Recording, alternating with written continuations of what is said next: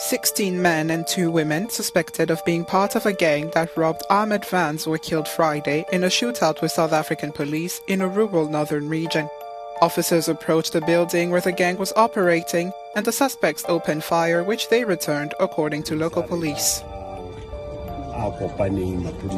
Our officers, together with the Special Task Force, PCI, Crime Intelligence, TRT, intercepted them at the residence, and that's when they started firing at law enforcement officers.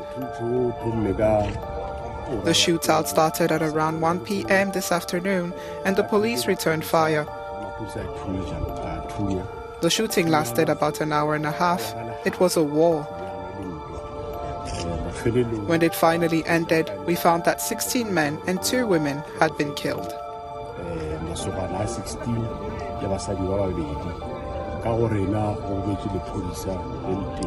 The gang was suspected of robbing armored vans used for carrying cash from banks and had been under surveillance for days. 4 other suspects were arrested at a separate location.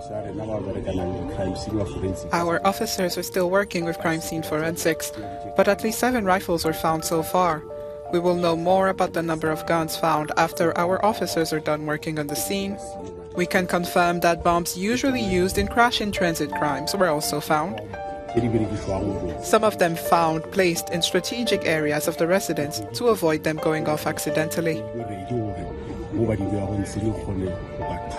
Cash-in-transit heists are a common and often violent crime in South Africa, and the criminals who pull them off are usually heavily armed.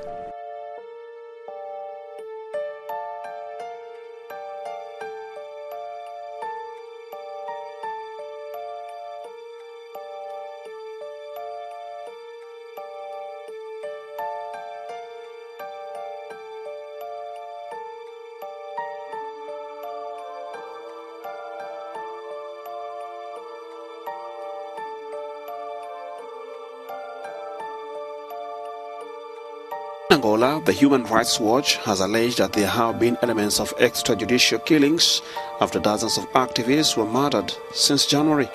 The country's law enforcement authorities have also been accused of the arbitrary arrests and detentions of hundreds, the NGO said in a statement Monday.